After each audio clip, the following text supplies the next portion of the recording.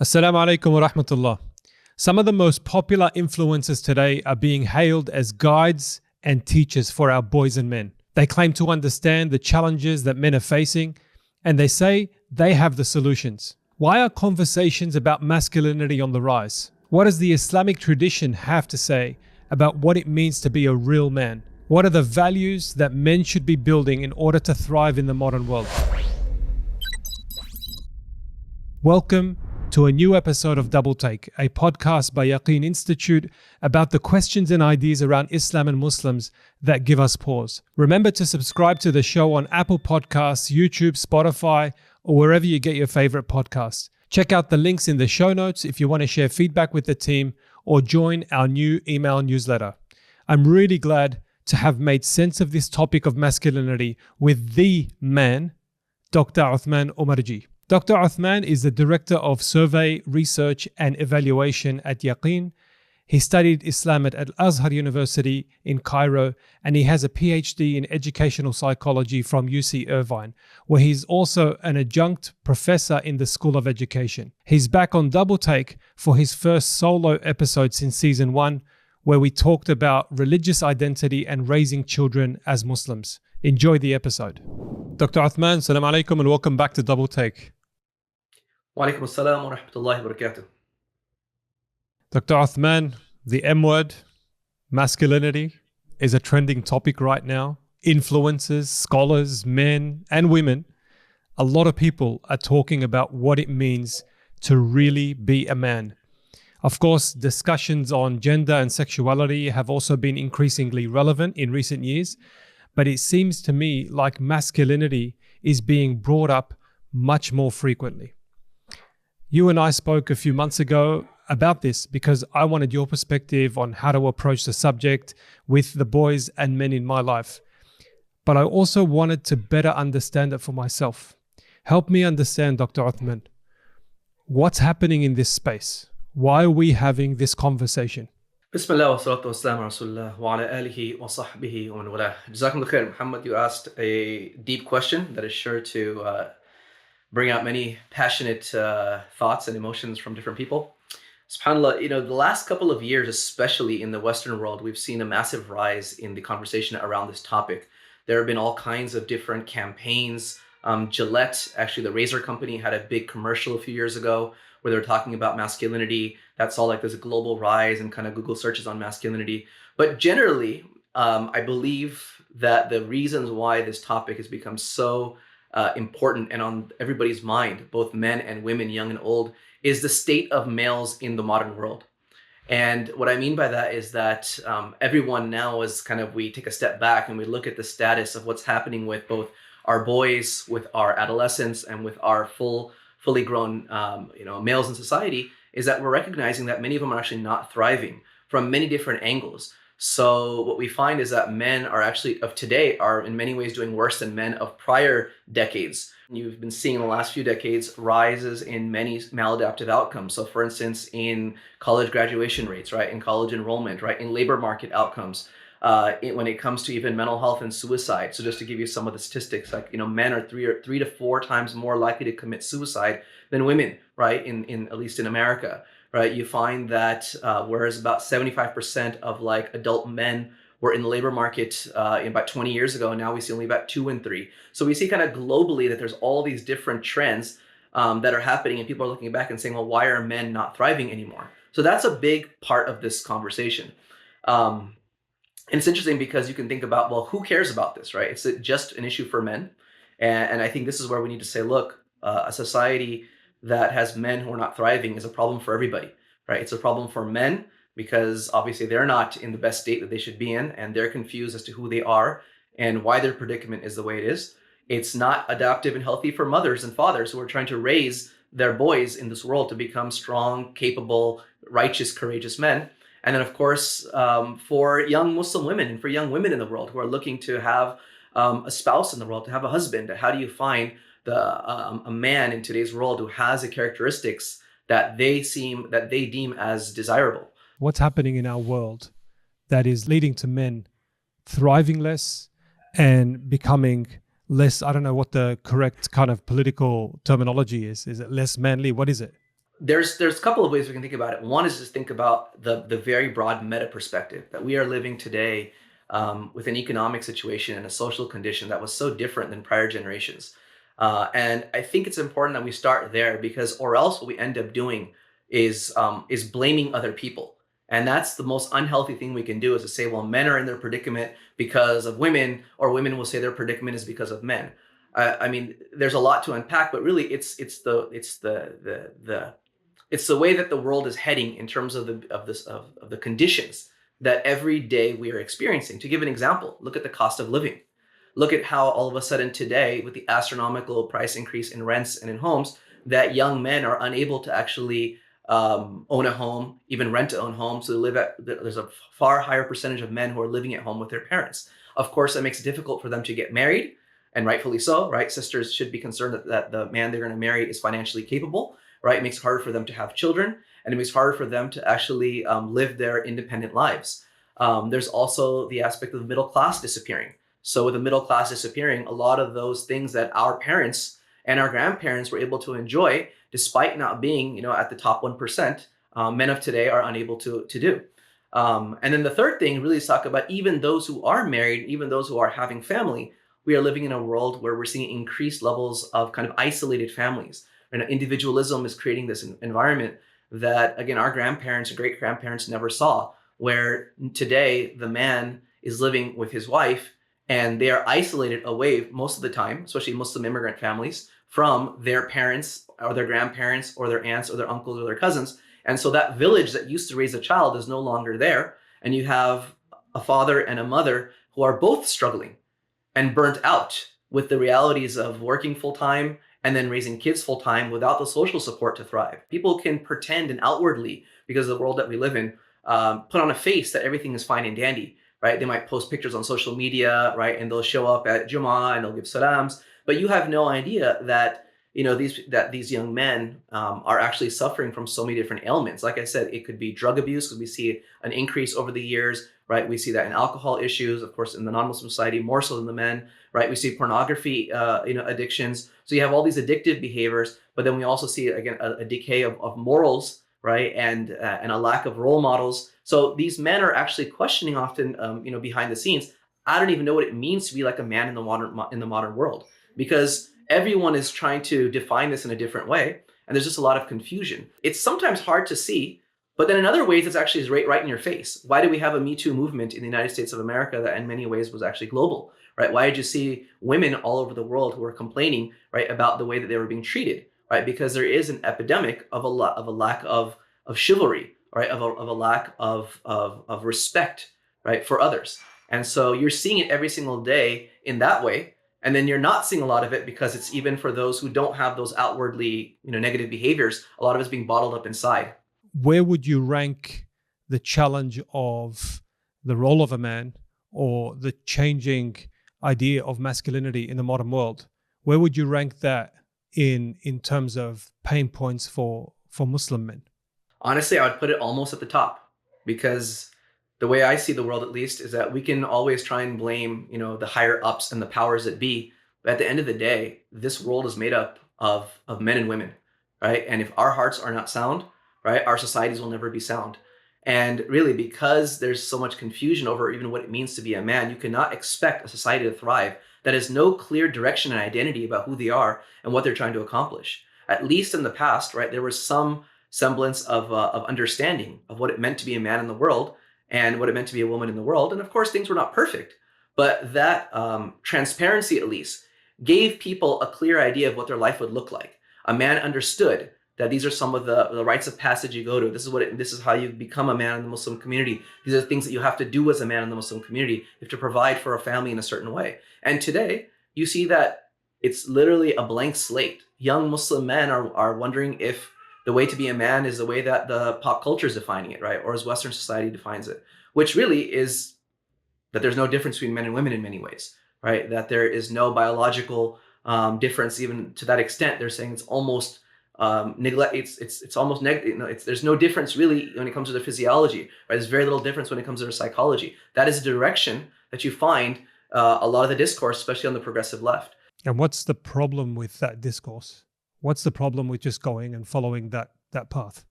I mean, the first thing is that it's something which is foreign to our tradition in many ways. These gender wars that we're seeing today in the Western world, right, is related to the way that the West has conceptualized and treated women for hundreds of years. And the Muslim world didn't have a lot of these same problems, at least theoretically. Of course, practically, there's no need to whitewash everything. We have our challenges. But this is what gave rise, right, to some of those early waves of feminism, especially the first wave, that really didn't have anything problematic in it. That said, well, women should be treated like human beings. Women should have a right to vote. Women should have a right to own land. Things that Islam gave women. But the ever-evolving nature of feminism and then critical theory has really began to seep deep into the hearts of society, where they're decimating terms like the word patriarchy. Well, anything to do with the word patriarchy, right, is all of a sudden negative, right? Masculinity is now being the first thing that pops into your mind when you hear that word is toxic masculinity. Being someone who is even heterosexual, someone who is attracted to the opposite gender, is considered to be almost like an insult, right? Or a pejorative in many ways, right? And so this idea that men and women are different, right, is a contentious point in today's society, whereas for Muslims, this was never the case. It was very clear for us. When I mention masculinity, does Islam clearly identify what that is? No one can speak directly as on behalf of this is what Islam says, right? We have ayat in the Quran, we have the hadith of the Prophet Muhammad SAW, and we have a long tradition, right, that we can use to piece together some of the key concepts around this. And so without a doubt, right, the Quran speaks about the genders as وَلَيْسَ الذَّكَرُ كَالْأُنثَى, right, that the male is not like the female. So we affirm first and foremost, right, in a world where this is almost like you can get canceled for saying that in certain settings, that men and women are two distinct, parts of the human creation, right? They're distinct genders that have biological differences, physiological differences, and psychological differences. And they are not interchangeable, and it's not a choice if you choose to be a man or you choose to be a woman. So we start with that. Is there anything else that Islam does around this topic?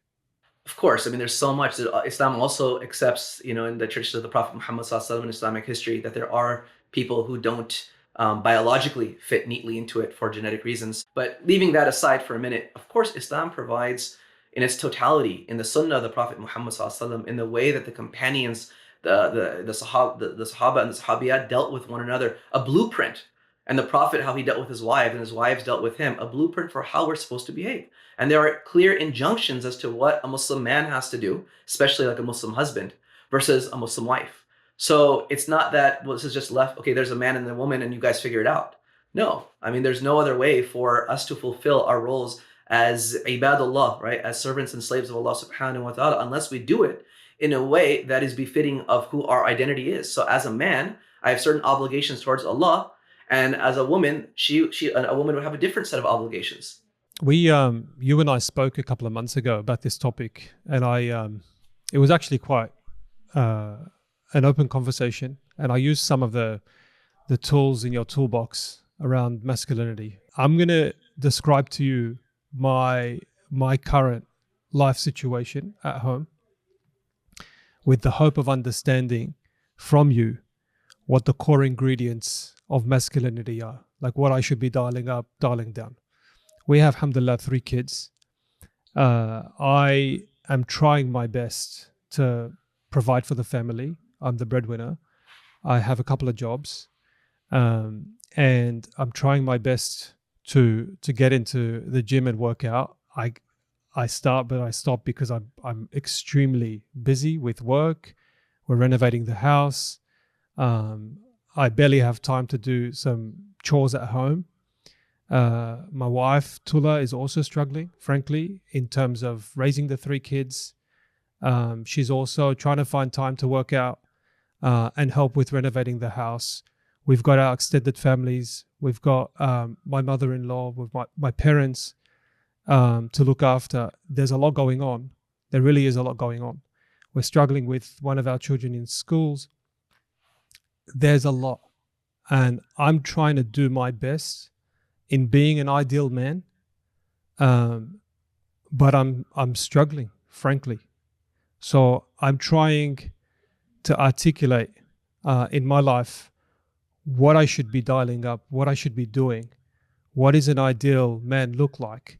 But before that, what are the core ingredients that I need to remind myself of in my household? This is my role, and this is what I should be focusing on. So I know there's a lot to unpack there, Absolutely. but I'm struggling, man. I'm struggling, and I'm having this conversation very selfishly because I want to understand what your thoughts are. Jazakallah khair, Muhammad, for opening up with that. Honestly, and I think the fact that you said that you're struggling is something that we need to embrace and speak about more often. Because, like I said, a lot of these problems they're ignored because people are, especially men, were not voicing these concerns. And the truth of the matter is, most of us are struggling, and it's not because we don't have wonderful lives, right? We have wonderful lives, but they're also struggling because we live in a world, right, that is living so against the fitrah, right, and it's living in a way that is not Islamic. So these problems exist because we live in a cultural context that's not conducive to who we're supposed to be as Muslims. But now to get into the nitty gritty of it, what are you supposed to be doing? And I think the first thing is to figure out, what does it even mean to be, what does it mean to be masculine, right, in the house and out of the house? And the Islamic tradition, again, not to box yourself into the English word masculinity, uses a lot of different terms that capture the idea of what is a man supposed to be like.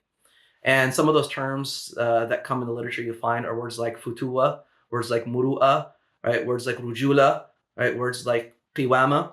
And all of these get at aspects of being a man. And in certain dimensions, some of these can apply to women as well.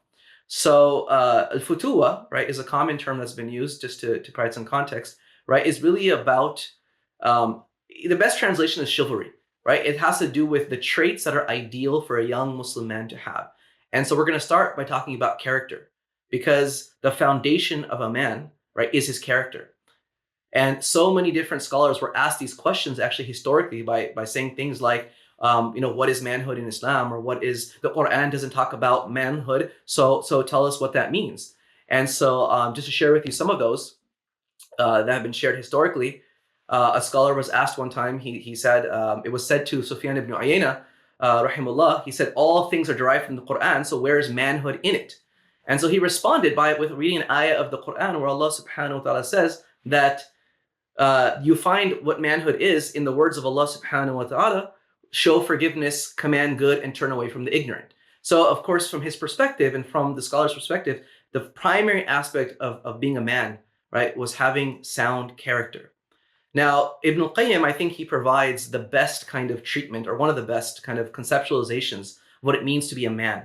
And what's important is that not all males are men, right? Meaning not real men, right? And that's something people mix that up, right? They say, okay, just because I'm biologically a male, I must be a man. No, Allah says in the Quran, "Min al-mu'minina rijal," right? From amongst the believers, there are real men.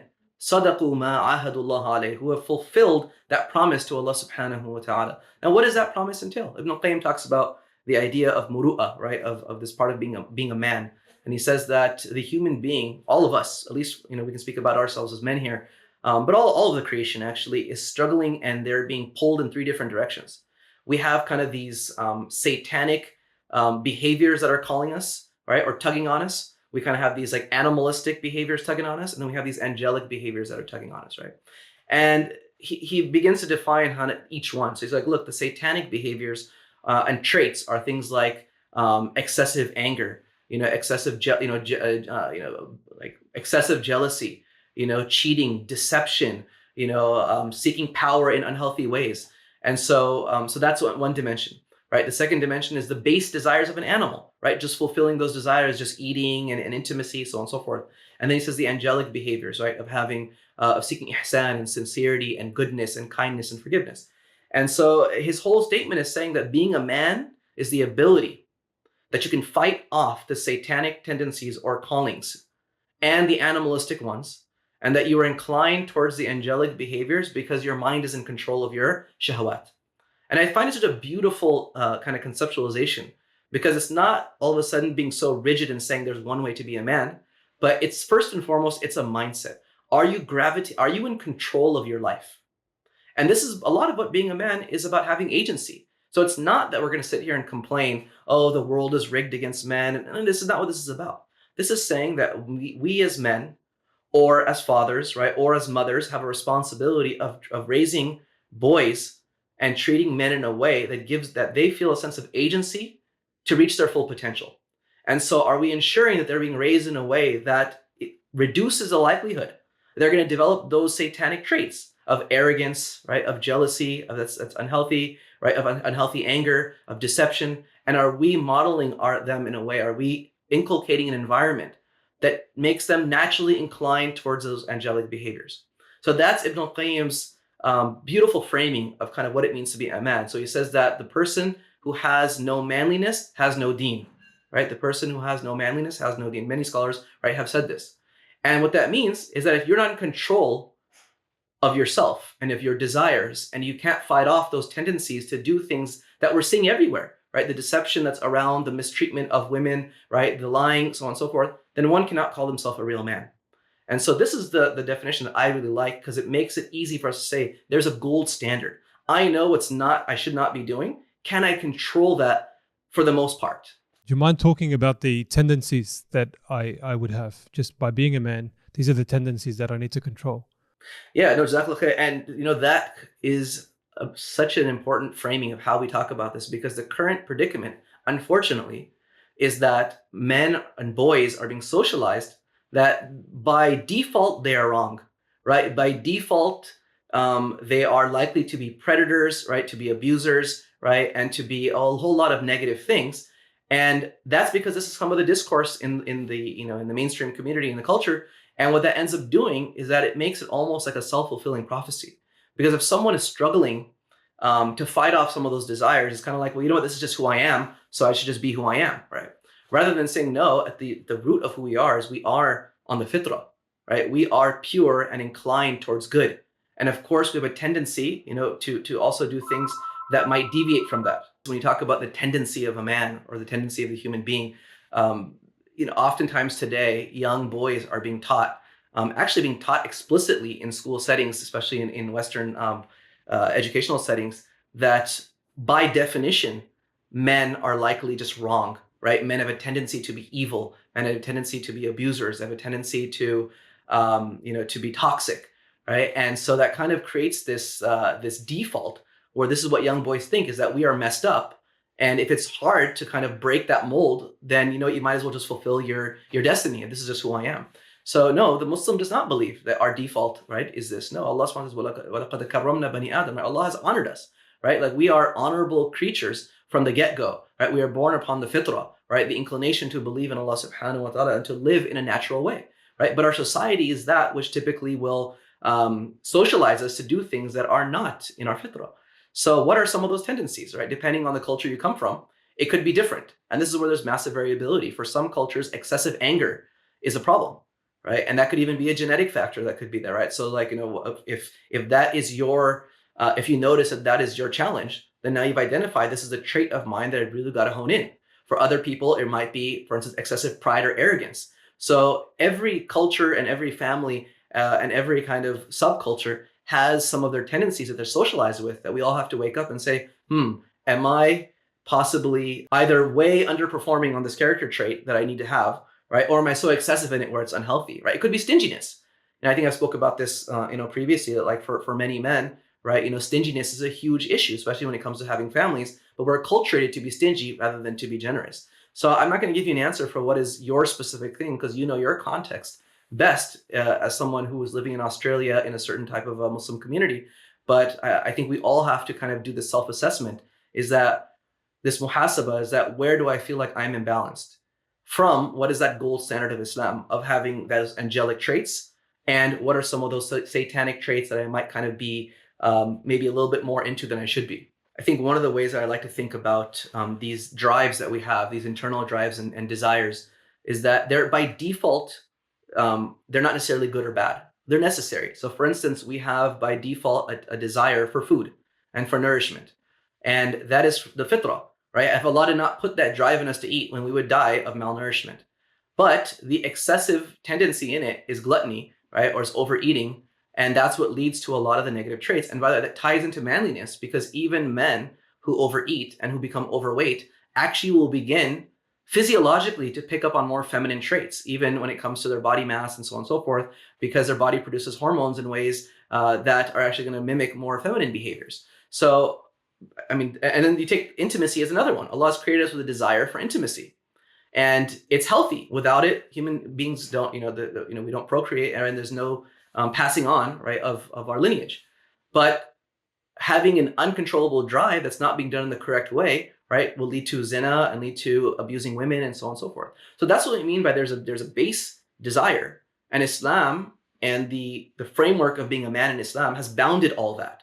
So if you want to eat, we have rules around how you eat. If you want to have a family and you want to have intimacy, there's some rules around marriage and what that looks like and your obligations to this woman, right? It's not like in pop culture where you swipe right and you fulfill your shahwa and you move on, right? This is the satanic way of fulfilling this, right? Dr. Uthman, growing up, I think maybe this is a cultural phenomenon, I'm not sure, but certainly there are roots in some Islamic contexts that men are supposed to be qawamun ala nisa. And the way I understood that from my parents and from my society, and certainly from my heritage in certain parts of Lebanon, is that we're supposed to protect women, sure, but we're also supposed to be in control of the relationship. Is this correct? Yeah, Jazakallah khair. Well, the idea of qiwama is a Quranic idea, so there's no doubt about that. Allah subhanahu says in Surah An-Nisa, الرجال قوامون على النساء, right? And the verse continues. But the idea is that men are قوامون على النساء. Men are caretakers, protectors of women. That's kind of the general translation of it.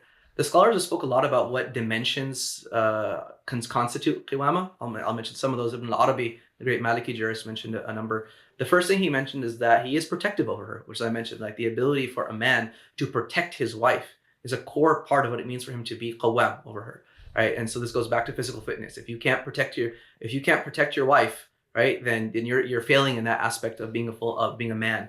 The second part of it is actually helping and aiding your wife despite whatever circumstance or condition she's in. So being helpful and supportive, right, is a part of being qawwam. The third is that the man spends on her as well, and that's what the end of the verse says, because that's because the part of being qawwam, the Allah has given you a right to be qawwam because you spend on your wife as well. So through spending on your wife, right, you kind of have more right, to kind of give her that advice in life.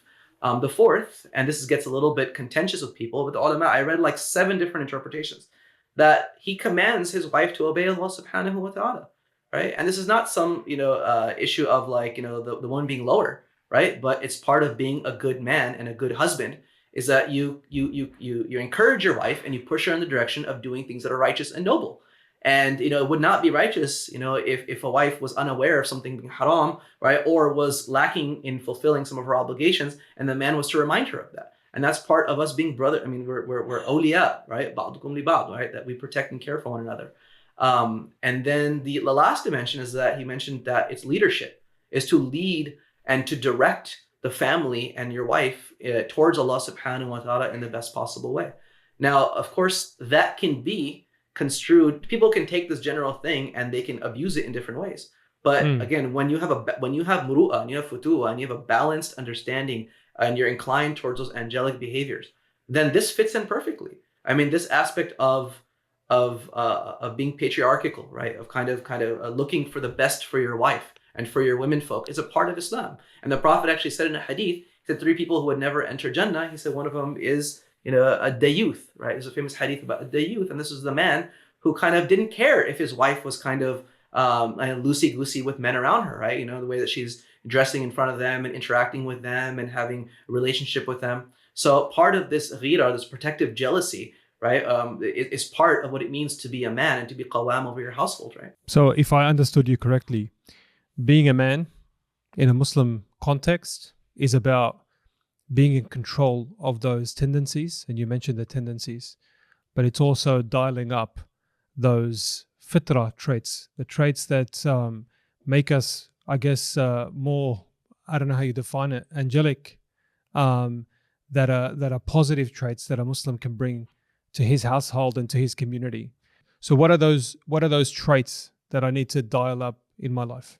I love one of my teachers. He used to tell us that the ideal Muslim kind of has a balance of 3 things, especially for men. I think it works well. He said you have to have a strong body, he said a sharp mind, and a soft heart. Right? Again, he said a strong body, a sharp mind, and a soft heart. And so there we can kind of come up with at least some like a framework for saying, look, there are things we have to be doing physically, because by being men, right, in our fitrah, Allah subhanahu wa ta'ala has made actually strength, right, something which makes us, it's something that Allah has given us a fadila over women with, right? And women have other fadail over men. So it's not about that, being strong makes you a better person.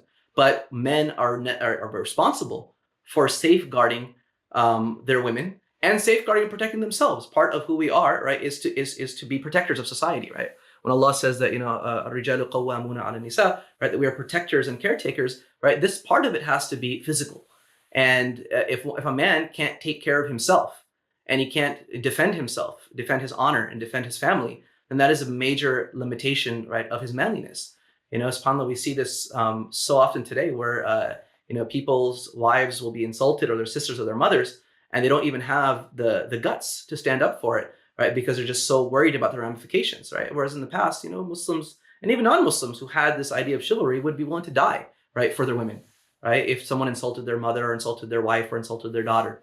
So, and this is important because actually having a strong body, right, is part of what gives a man confidence. And men today they are struggling with a lack of confidence because, again, this unnatural life where we're sitting in front of computers all day long, and we give our boys, video games that they get addicted to, and we keep them in the house because we don't want them to get in trouble outside, and we're limiting the rough and tumble stuff.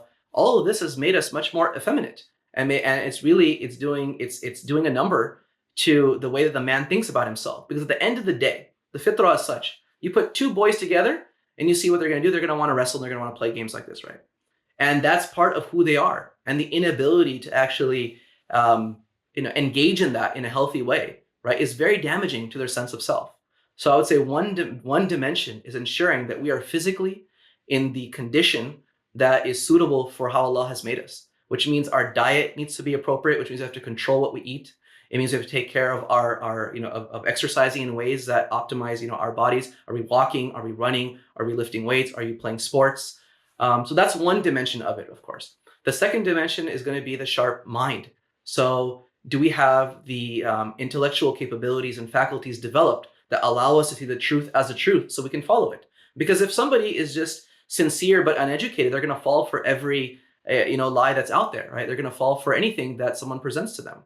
So developing our intellectual capabilities through studying, right, through being in the presence of people who can teach us how to think about the world. And that's really that was probably the core aspect of the Risala of Muhammad sallallahu alaihi wasallam. His message was he taught the companions how to think about the world, right? He taught them how to have the tools and the skills in order to thrive and to take care of their families and to make the right decisions. But if our logic and our rational thinking is flawed, then that's a big flaw in our manliness. And the third thing is a soft heart. And that again gets to those traits that, are you forgiving? And it's funny when people say that, oh, you have to be compassionate and forgiving and merciful. You can't be merciful if you don't have the ability to actually regulate or to do anything, right? If you have no power to take something, hold someone accountable, then mercy and forgiveness means nothing. So, but developing, those character traits through tarbiyah, right? Through the right study of Islam, through being in the company of the right people, right? These three dimensions are things we can think about, making sure that we are working in all three of them to make us wholesome altogether. And that's why the Prophet said in the hadith, right? So the strong believer is better and more beloved to Allah than the weak believer, but there's good in both, right? So if you're sitting with a newlywed couple, Muslim man, Muslim woman, and you're advising them on gender roles, and you're talking to the man specifically, what are you saying in that context? Yeah, Jazakallah khair. And this happens all the time. I do premarital counseling regularly. And subhanAllah, the evolution of this conversation is drastic. 10 years ago or 15 years ago, when we would do marriages, we did not have the same type of questions popping up. Something as basic as saying that the man is the breadwinner of the family, is financially responsible, is something which many men don't even know today, and many women don't, and Muslim women don't know today. So it's astonishing to me that these basic facts, again, because of the lack of the Islamic culture around us, we are communicating. So for men, I usually will speak about a couple of things. So the first is that a man needs to recognize that they are not everything for their wife. So, and vice versa. For a woman, she's not everything for her husband. The the modern world as kind of this all or none marriage. There's actually a really good book about this that kind of says that we used to live in a world where for men, there used to be a profession they would have, a craft, right? And then they had their family, and then they had their community, which they would include, they have a circle of friends, right? They would have mentors, right? They would have all kinds of different people they can go to for different aspects of their life, right? So if I need help with like a professional issue, right? I got someone who can mentor me professionally. If I want someone for like spiritual and moral guidance, I have someone who can help me there. If I need help in my physical fitness, someone who can help me there. But today, it seems as if many people are operating under the principle of like, I have to be everything for my wife, and my wife wants me to be everything for her, and vice versa. I have to be her fitness coach, and I have to be her, her mentor when it comes to religion. I have to be her mentor for her business that she wants to start. And so what that ends up happening is that the burden becomes so heavy, and no human being can fulfill that. I tell men all the time, you do not have the keys to your wife's happiness, right, is not in your hands, is the way that I put it. And for the wife, your husband's happiness is not in your hands. We have agency. Like, we have to do things, and we have to live our lives in a balanced way, which means you have to have different people involved in your life. So for the man, I'll say things like, look, make sure that you maintain connections with your community, right? You don't disappear from the masjid after you get married, right? You don't disappear from those circles of male friends that you bonded with and that you could talk to them about issues you could never speak to your wife about because she doesn't understand you in that way, and vice versa. So we're having a lot of those conversations as well about responsibilities when it comes to raising children and some of those challenges. I mean, this could be a premarital session, so I don't want to go too deep into that. But I usually start with the framework of like, what do you think? What is your default understanding of what men and women do? And I usually will then build from there. Jazakallah khair. You mentioned to me a few months ago that there are a few things men should be doing more of. I think one of them was to join a weekly halaqah or a men's group. Do you mind just talking to that? Because I'm trying to make the connection between the role of a man and then some of these kind of actionable items in your mind that help. Yeah, of course. Bismillah. And again, where this all comes from, just so we're clear, again, this is not some magical, Islamic formula. It's a combination of looking at the lifestyle of Muslims historically, the Sunnah of the Prophet Muhammad Sallallahu Alaihi Wasallam. And then honestly, it's a lot of it comes from just experience working with men for the last, I'd say, many years. I'm seeing a very familiar script with men in the Muslim community. I see two different kind of challenges, or not challenges, two different models that they're adopting that are problematic. And of course, there's the third, which is the middle path. The first is you see many men who are kind of, their belief is that my job is to financially provide. So I work all day long. And then when I come home, it's time for me, meaning that I can go and video game, as long as I want to. I can go out and hang out with my friends as much as I want to, because I've done my job as a man is to put food on the table.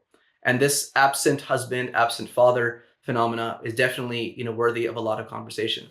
But what I'm seeing arise in these days, especially amongst religious Muslims, religious men who are recognizing that they need to be more present for their families, is an opposite extreme, which is where the man ends up becoming in many ways like a domestic servant unknowingly. And he's doing it out of the goodness of his heart of trying to serve his family, because we have the hadith of the Prophet Muhammad Sallallahu Alaihi Wasallam. He was, kana fi khidmati ahlihi. He was always in the service of his family. And so what they end up doing is they work all day long, and then they walk to the door in the evening and they take the children and they feed the children, they help them with their homework, they get them ready for bed, and they put them to bed, and then they're just beat and they go to bed. And this happens often for many men I know, 7 days a week. Numerous stories like this. So again, what is a proportion? It's not important, but we have the domestic servant husband, and then we have the absent husband. Both of them are problematic. So for either one, right? Again, it comes back to a balance. Especially, I'll speak first to the one who's more of a domestic servant, because I'm seeing a lot more of that, especially in the immigrant Muslim community. It's really recognizing, number one, is, are you living that balanced life? We go back to our principles. So number one is, do you have any sort of connection to spiritual growth and development? Are you part of a halaqah? And I tell this to almost every single man. You have to be plugged into a network of men who are not, and I say halaqah, and I'm not saying like a religious class in the masjid, because there's a difference. If you go to a religious class in the masjid, it's going to be just generally, wa'adh and, good admin. One-way traffic as well. Yeah. Yeah. It's going to be essentially just, it's not personalized, and it's not recognizing who you are and your needs. And what a halaqah does that's very different, or a men's circle, is that it's small, it's intimate, and it's over time. So these groups oftentimes will last for years and years and years. Even I've heard of some brothers who've been doing it for 20, 30 years, right? And what you do in these circumstances or in these circles is that you're developing spiritually with one another, often with someone who's leading it, or if it's, multiple people who can lead it together. But that male bonding is happening, where they're talking about like what me and you are talking about now. Hey, I'm struggling at home. Like, my wife is exhausted all day long, but I'm also tired. Like, how do I give her time for what she's doing? And so we learn from one another. We learn from those brothers who are older than us, who are in the halaqas, who have gone through this and maybe have some wise advice. Tell us what we should not do because they made a mistake. Tell us what has ended up working for them. So through a halaqah, you build, number one, you fulfill your social needs. And number two is you begin to fulfill your spiritual needs. So I think for men, number one is be involved in some men's circle or men's halaqah. And for women, this is an important piece of advice, I've dealt with many, many moms who come and tell me they're desperately looking for something for their boys. They're looking for a mentor for their boys or a space for their boys. And I sometimes look at these moms and I say, your own husband was not allowed to attend halaqas because you needed him to help you with the kids, and now you're struggling with your boys. So for the wives who are listening, if you want your husband to be the best father possible, you have to recognize this is necessary for his development, right? It's so, even though it's difficult, because we all need that extra hand in the house, it is going to be pivotal in enhancing the marital relationship and in the relationship between the father of your husband and his children. So number one would be, being involved in the halaqah. Number two is having some commitment to physical fitness. And again, this is because it's good for your mind. It's good for your health, right? It has so many positive outcomes, and it's from the sunnah of the Prophet Muhammad ﷺ. And he would do things like grapple and wrestle. So I tell Muslim men, if possible, enroll yourself in some regular committed martial arts or sport. That's just a part of who you get out that energy. You're bonding again with other men. Right? And you are going to be more confident over time. And you're going to be, and when you feel better, when you physically feel better, you're going to mentally feel better. So that's the second thing that they can do. A third thing that I recommend is, again, one of the biggest challenges in the modern world, especially for men, is lack of purpose. It's actually one of the biggest correlates of suicide. You need to be plugged in and involved in your community. What are you doing for the greater ummah and for the greater society? That are you volunteering, right? And giving your time, wealth, energy to causes that make you feel like your existence is valuable, that, because of you, right, there's people who are being served, right? Because of you, the Muslim community is benefiting, right? Because of you, right, the environment is improving. So there's a lot of things that we can cover, but at least, again, some of these, like being involved in something spiritual, right? Being involved in something physical, right? And being involved in the community. Those are at least three things that men can do. Intellectually, we can speak about. I usually tell that, we men often get so bogged down, right, with family and work, that the intellectual development is no longer there. So try to come up with a routine for yourself, even if it's a reading for 5 minutes a night, even if it's listening to something that's profound, that you feel intellectually stimulated, right, at some point throughout the week, or else you don't feel like you're growing as a person. I would go as far as saying without that men's circle, it's very easy to get sucked into various other circles that are detrimental. Would you just talk to the point of having pure friendships for the sake of Allah, how important that is, and what the absence of that leads to? Yeah, Jazakallah khair. The Prophet Muhammad said in the famous hadith, al-mar'u ala dini khalili. And it's amazing because the word muru'a, right, we're talking about manliness here, the root of it is al-mar', right? So al-mar'u ala dini khalili, like the real, the man, right, or it applies to the woman as well, but the man is upon the faith of his closest friend, right? فَلْيَنْظُرْ, right? So look closely at who do you take as your intimate friend. What's amazing when I think about this hadith is almost taken for granted that people had intimate friends, that they were really, really close with, these platonic friendships, right, between men, right? A man with a man or a woman with a woman that just kind of have existed through most of humanity. But today, one of the biggest challenges is not even, there's the issue of having good friends and bad friends, but it's even having friends to begin with. And today what we're seeing is a trend in the last few decades in much of the world, especially the Western world, is that less and less men have real friendships. I'm telling you, I even did a survey of, we did a survey of imams in North America, and the numbers were really, really not good. If I remember correctly, it was a good percentage of imams said they don't have any close friends, right? And imams are supposed to be the leaders, right, of our ummah, but again, we're all part of the same society. And so, in 1990, right, yeah, it's just, you had a small percentage of men, only I think about 3% of men who said they had no close friends, right? And in 2021, that number is 12%, right? A fourfold increase, right?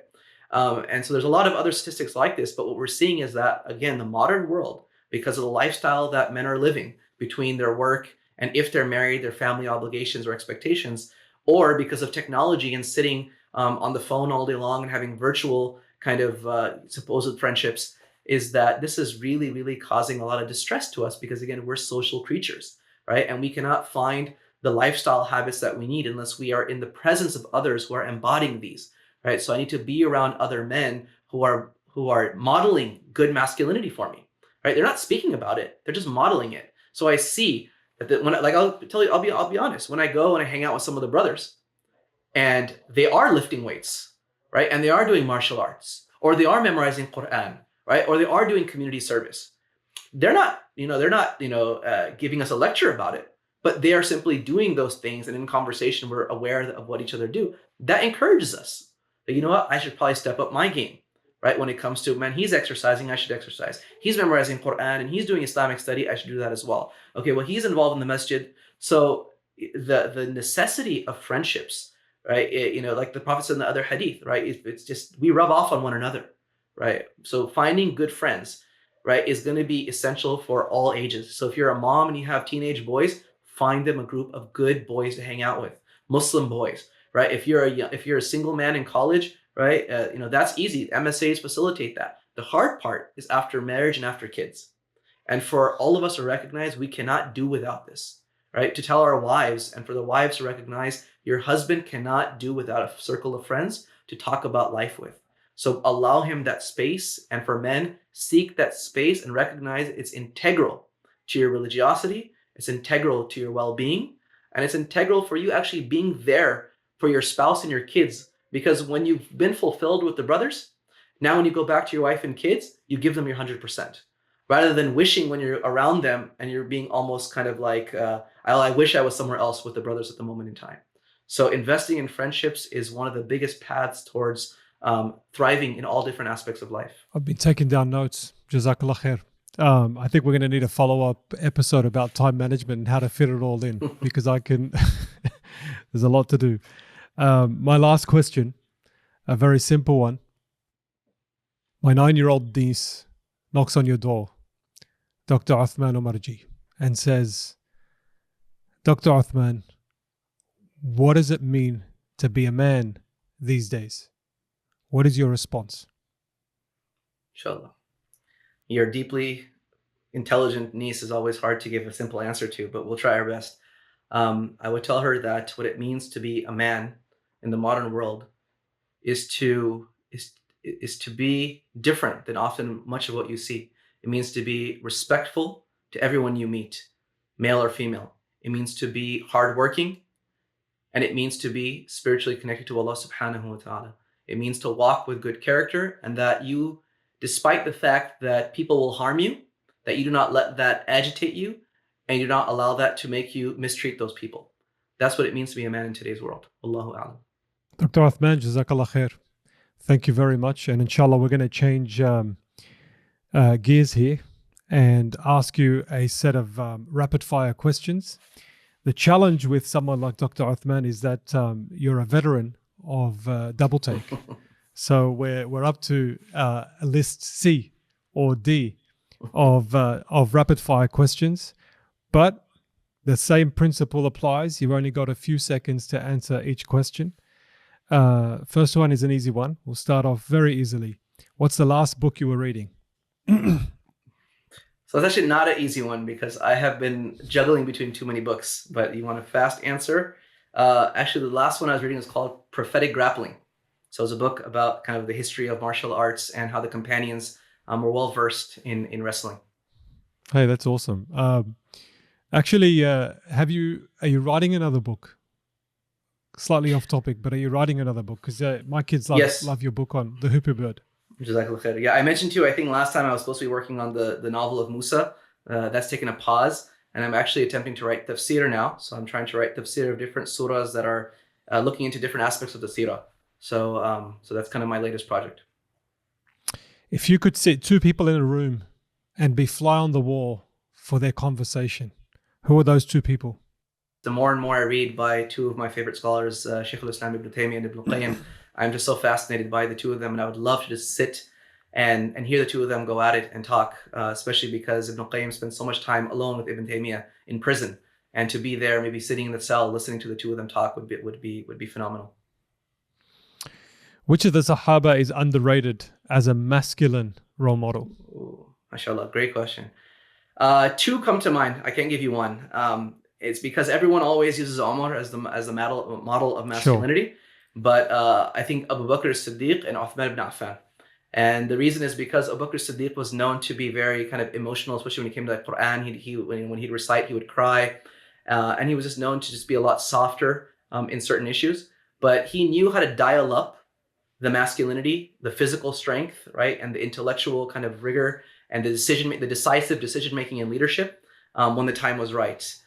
Famous examples when the Hurub al-Ridda, right, when the wars of apostasy, when he was willing to fight everybody, when everyone else was like, no, don't fight, right? And Uthman ibn Affan, right, even though he was the Sahabi with the most haya, bashfulness, again, he's incredibly underrated in terms of his ability to, again, dial up those masculine traits when needed. What do you listen to when you work out? I don't listen to anything. I like the peace and quiet and the ability to just kind of have nothing just kind of occupying my mind. So it's like cleansing for my mind that doesn't turn off otherwise. And what are you lifting these days? Oh, unfortunately, my lifting is I pinched a nerve a few months ago, so it's unfortunately been in rehab. But in PT, I lift whatever bands I'm asked to pull on. So. Dr. Uthman, Jazakallah khair for your time, and we're following your work at Yaqeen Institute as the Director of Survey Research and Evaluation. MashaAllah, really rigorous content coming out. We appreciate your time on Double Take, and we'll see you next time. Jazakallah khair. Wa iyaakum, it was my pleasure.